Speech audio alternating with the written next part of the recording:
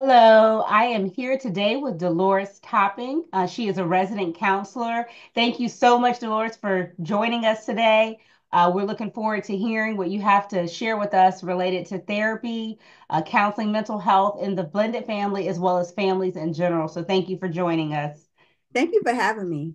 Oh, you're welcome. Please share with me how you started in the field of counseling.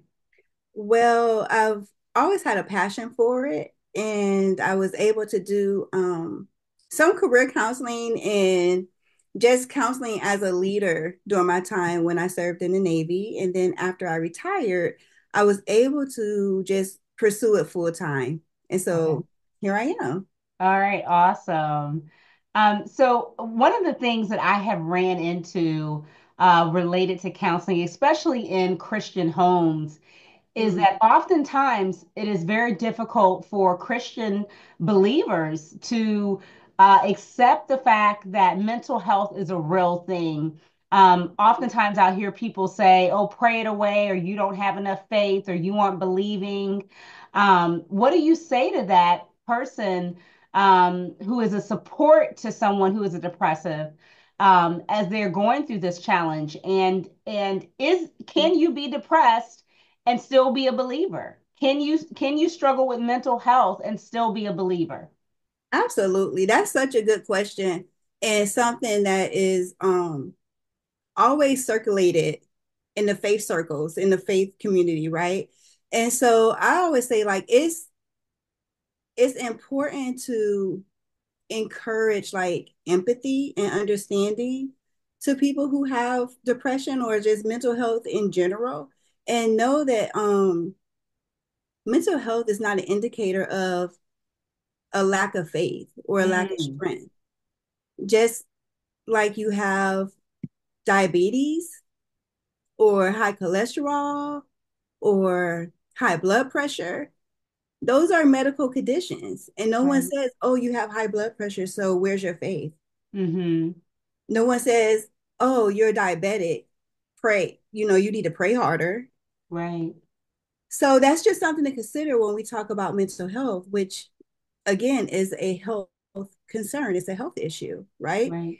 And so things that contribute to mental health, just like any other type of our other ways of our health, is biological factors, psychological factors, and environmental factors as well. And so Mm-hmm. when you look at all of that, a holistic approach to healing when it comes to mental illness or depression could look like prayer, right? Right. Look like support, look like counseling. It may even look like medication. Mm-hmm. Yes, I said the word medication Yes. Yes. because it's a health concern. Right. So that's kind of where I would go with it. Okay. I think that's good. Thank you for sharing that. I will tell you, Dolores, I have grown into a better understanding of mental health only through my studies, me being in school. However, prior to that, I will tell you, I was one of those believers who would say, "Oh, you just need to pray," or you aren't strong enough in your faith, or I would minimize it and not really understand what it felt like for the person. Like I really did lack empathy. I really did lack sympathy, being able to step into their shoes and really understand what it was they were struggling with. And like I said, it wasn't until I started studying it and reading books about it that I was able to really understand that this is a real thing, right? Like it's a real thing. And yes, we can pray. Yes, we can intercede, but it doesn't mean that the person isn't going through it. And what we don't realize is that when we minimize it and when we act as though it doesn't exist, all it does is exacerbate what that person is feeling, right? It doesn't give them the validation that they need. It doesn't give them the support that they need. And it makes them feel even more hopeless than they already do feel. And ultimately, us not showing up in love the way Christ has designed for us to do could actually cause someone to end their life, to do something that is harmful to themselves simply because they don't have the support or they don't feel like they're understood. So I thank you for sharing that because I was one of those people who did not understand it. Like in my head, I just thought, pray it away. You don't have the faith. You're not quoting enough scriptures. I do believe that when a person is, if we talk about a person who is depressed, I do believe that a person who is in that state, that they do need to be surrounded around love, that they do need to be surrounded by encouragement, and helping them to understand how important it is to fight and how worthy they are. But at the same time, it's also being able to show up and being able to listen, to hear. And sometimes part of showing up that I found is just being silent, right? It's just being available and asking, what is it that I can do for you to help you in this season? Yeah. What are some of the suggestions that you have for someone who is particularly struggling with depression, anxiety, PTSD, some of the ones that we see often? How do you suggest to one of your clients, or family member or friend, how should they show up to help that individual? So first, I just want to say thank you for even sharing that, Mm-hmm. you're one of those believers who's like, hey, Right. pray it away. Where's your faith? Not Mm-hmm. quoting enough scripture. Um, Right. and just taking on accountability for that. But one of the things that we can do to answer your question is what you have done, which is basically educate yourself, right? Right. So learning about different mental health conditions, Mm-hmm. and even though you may not understand it, it will give you the empathy to be able to sit in that space with someone who is Right. going through it. So Right. that's one of the ways. And then just having the lines of communication open where you can listen and not be judgmental, Mm. right? Not Right. judging what they're feeling, telling them how they should or how they do feel, but just non-judgmental and just listen, Right. And if they don't want to talk, that's okay. Give Right. them the space to not talk and just be there. Right. That they know that you're available for them when they are ready to talk. Right. It's not Right. like, what's wrong? You're withdrawing and Mm-hmm. I know something's wrong. That's probably not the best approach, Mm. to take. Okay. Encourage them to speak to a professional if they want to. It may be things that they don't even understand. Right. And maybe they don't know how, and maybe they just don't feel safe communicating that with Mm-hmm. you or, with the loved one. And so Mm-hmm. speaking to a professional would be beneficial. Um, Right. and then again, just maybe even asking them or encouraging them to do things that naturally can help with mental health, like Mm-hmm. walking, fresh air, paying attention to like maybe their dietary needs. Are they eating Mm-hmm. healthy or, as healthy as they can? Mm-hmm. Um, things like that. Are they sleeping enough? Are you getting enough sleep? Those are little practical things that you can look at as well when you're trying to support somebody with depression or with mental illness. Mm-hmm. And one that's really important because if you're a caregiver of someone with mental illness, that takes a lot. Mm. It takes a lot. And so having support for yourself and Right. your own emotional well-being is important as well. Mm-hmm. Absolutely. I totally agree with you. Thank you so much for sharing that. One of the things that I thought about as you were speaking was when you mentioned safe. What does that look like? How do you provide a safe space for someone who's dealing with mental illness? The main thing I would say is non-judgmental, Mm, not trying to fix it, right. you know, not offering advice. Mm. And Just that's hard. That's hard, Dolores, when especially someone like me, right, who is I know I'm a natural fixer, right? Like I'm constantly looking for solutions. If you tell me a problem, my brain is already calculating what is the solution to this. And I'll tell you, it's funny because God has me in a season where I could hear him speak to me audibly and tell me, "You ain't fixing nothing in this season. You are leaving it at my feet." And that's what I have done. And I will tell you, when I first heard it, my thought was, "Okay, Lord, how am I going to do that?" And then I immediately was convicted, and I'm like, "What are you saying? You're asking God about as if you think you can fix something that He can't Come fix." on. And And so so, yeah. when you talk about being a fixer, right? So if someone's sharing with us and we're trying to offer a safe space for them, Mm-hmm. it could be uncomfortable for us. Mm-hmm.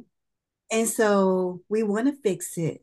Mm-hmm. That's more about us Mm. and not the person. Oh, that's good. And so That's we don't good. want it to make it about us because we're uncomfortable. Right. You know, we have to be in that space and be uncomfortable. Right. Just allow for the person to share whatever it is they want to share. Right. And uncomfortable, when you say uncomfortable, you're referring to being in a space where either you feeling bad for them or you want to protect them. Is that what you're meaning when you say it makes us uncomfortable? It can make us uncomfortable in those ways, yes. It can also make us uncomfortable because our mind is turning and we're like, oh, I know the scripture for that one. Hold up. I Right. know, I you're know gonna the song for this, that. you Right. know, and so, or oh, Yeah. I heard a message, I'm gonna send you this message. Like it's Mm. uncomfortable for us to just sit in that space Yes. and Yeah. not have the answer, not have Right. the solution. And the truth is we don't Mm-hmm. have what maybe benefited us or comforted us, which Right. is amen, and we can share that. But Mm-hmm. only God, only the Holy Spirit can come in Right. and truly do that Right. fixing, right? Right. And Absolutely. so just being able to sit in that, even Mm-hmm. if you're just doing a breath prayer, praying silently in your mind while the person is sharing with you, like, Mm-hmm. Lord, if there's something that I need to share in this moment, give me the words, Right. you know, Right. things like that. So that's what I Right. mean about a safe space. Really, it's just a Okay. non-judgmental. You're not trying to fix it. Mm-hmm. You're just being present. Right. Right. Absolutely. That's good. Thank you for sharing that. Yeah. So what do you when someone says, you know, I hear you, but I really feel like the behavior is attention getting, or, I don't really believe that. I believe that they are trying to um, divert from what's really happening. So they go to this space because it helps them to avoid dealing with what their true responsibilities are or holding themselves accountable. What do you say to that person who believes that the behaviors that they see, because it may not just be depression. It may be someone who's bipolar. It may be someone who has borderline personality disorders. There's so many different, mental illnesses out there. Um, how do you navigate understanding what's real and what's not, and how to deal with it? So this may not be popular, but is that your job? Mm, yeah, Right? right. So again, there's the judgment.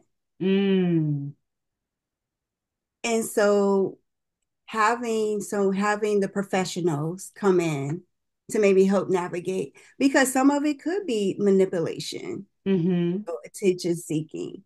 But I would be curious as to why, Right, right? right, So getting the help and using the resources available to get to the bottom of that, but not in a judgmental way, like you just doing that for attention, right. because Mm-hmm. maybe they are. But Mm-hmm. Right. why is that? Right. Why is that exactly getting to the root and understanding? Can you give us some examples of some of those things that can happen in families that can ultimately cause people to be anxious, to suffer from PTSD, to suffer from trauma? So the first one of the first things that come to my mind is like even like an unsafe home environment. Mm, And so if there's a lot of communication deficits, such hmm as, arguing at a high optimum like all the time, that's your norm. Um, right. things of that nature, even domestic violence type situations, hmm um, drug use situations. There's a lot of different things, even the way parents discipline sometimes. Right. What point does a parent recognize that their child or even their spouse may be in crisis or may be struggling with um, mental health issues? Oh, that's a good one. Sometimes you don't know, depending on what the diagnosis may be, you may not even know until they are like at the stage of like a young adult. But you may Mm, see some things manifest or show like as a teenager and things of that nature. But if you're talking about like defiant disorder and things like that, that you can see that, 5, 6, mm, just we call it, oh, they're just acting out. mm, Oh, they're just acting out. Oh, they just want to get their way. mm-hmm, But it could really be something deeper that may need exploring. mm. A lot of, I hate using like general, Right. like terms, but a lot of times we don't want to see that. Yeah. We just want to, oh, you're just trying to get your way. I'm going to, you're grounded, stay in your Right. room. Now you're isolating. That's a whole Mm, other issue, right? right. Um, so yeah, there's a lot of things that can contribute. And then it could be none of those things. It could just be Mm, there could be some genetics going on, okay. things genetically, Right. you know. It could be something in their diet that you don't even know. And now Mm, they're having this reaction in their brain that is causing them to act out in a certain way. right. But Right. when you're talking about um the family and the blended family and things of that nature, something that came to mind um when you were talking is that we always every year, right? We take our kids to get a physical for school, for sports, and we get checkups and we do all this kind of stuff. I really advocate and beginning to advocate even stronger now as counseling being a part of preventive medicine, like preventive Mm. health care. Oh, I like that. It's I just feel like it's so essential to Yeah. help Right. balance. I'm careful when I use the word balance, but balance family dynamics and Mm, just emotional well-being. right. Right. We're this around the same age. So we Mm-hmm. probably grew up similar. Mm-hmm. And so how I would just say the parenting that I received, Mm-hmm. the discipline that I received was not really that effective. Mm-hmm. Like, and I know what it did to me. So Right. why would I want to do that to my children? Right. The same as you, my oldest is definitely like, who are you, lady? But Right. my youngest sister, because I don't know This this ain't my mom. Right. right. But the testimony, even in that, and we've had this conversation, Mhm. and I have, because even as a parent, you have to apologize sometimes. Yes, And I had absolutely. to apologize Yes. for a lot of things. Right. But the beauty and the testimony is that because we basically kind of grew up together, Mm-hmm. um, she was able to see the transformative power of God Yes. in my life. Yes. And I believe that that's part of the reason why um, her faith is shaping in the way that it is because she knows what it's like Right. to live in a house that is not godly Mm-hmm. and what that looks like and see transformation over Right. years take place. Yes. Yes. Is that we should always be trying to grow and get better because even in the space that I'm in today, Mhm. I want so much more of God that even today, when I look back next year, I want to be able to say, "Oh wow, I've grown," right? Like, And I that's will part of respond. that sanctification process, right? Because it doesn't end until these Yes, things, right? And absolutely. so Yes.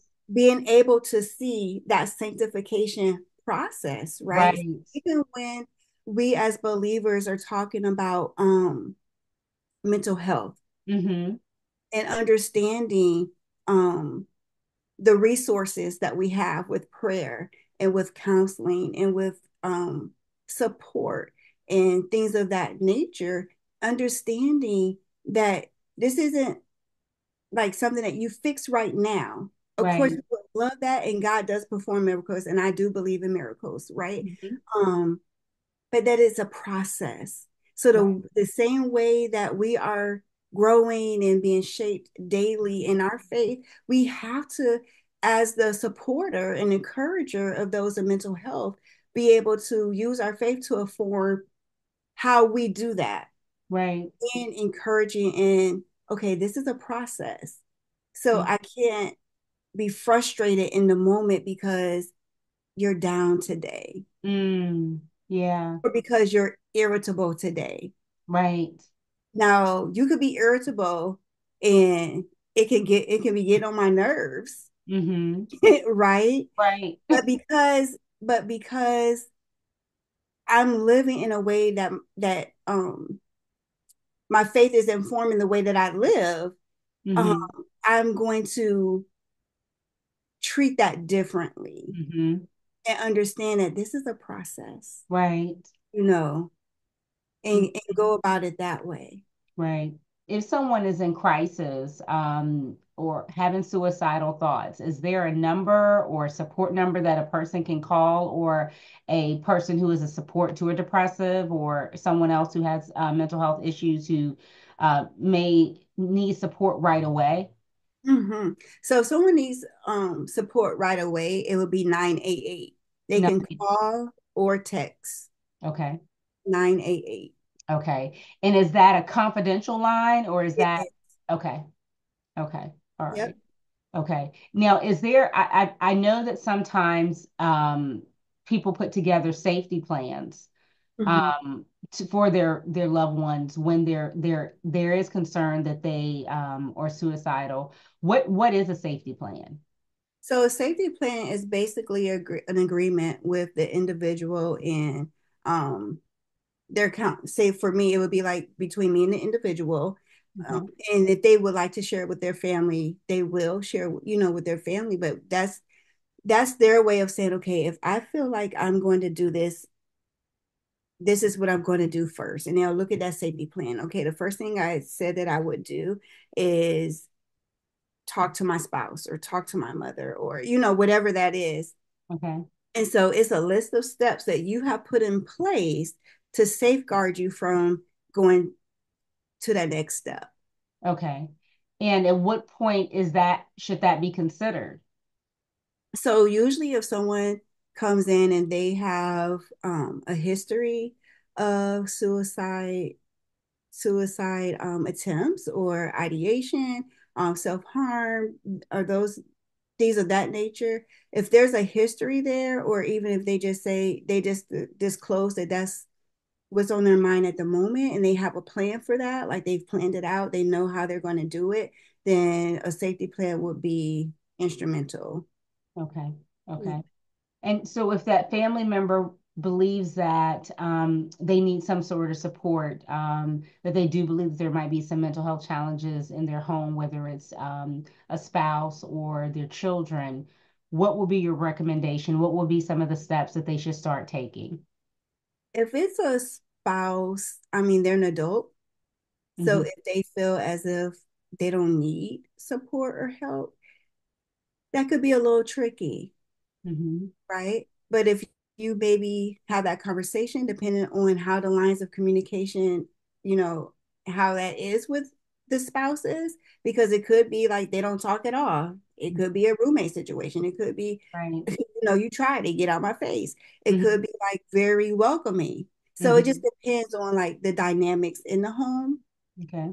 But definitely having a conversation about, maybe some observations, not like you do this and you do that, but, Hmm. maybe just some observations that's been made and some things to maybe consider as Okay. far as that go. when it comes to children, I mean, they're minors, so you can um, take them to be seen, but it would be better if it's something that they wanted to do. So even again, that communication would be helpful.